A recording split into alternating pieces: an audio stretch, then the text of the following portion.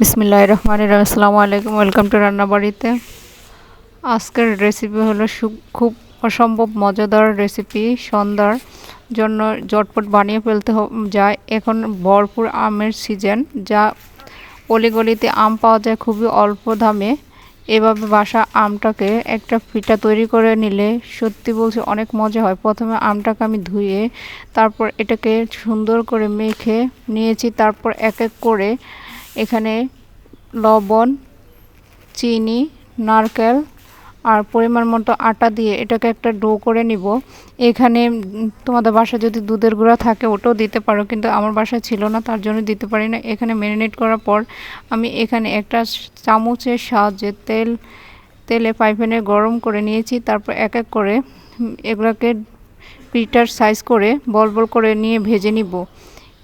একদম অল্প সময়, একদম অসম্ভব মজাদার এই রেসিপি, তোমরা ট্রাই করে দেখতে পারো।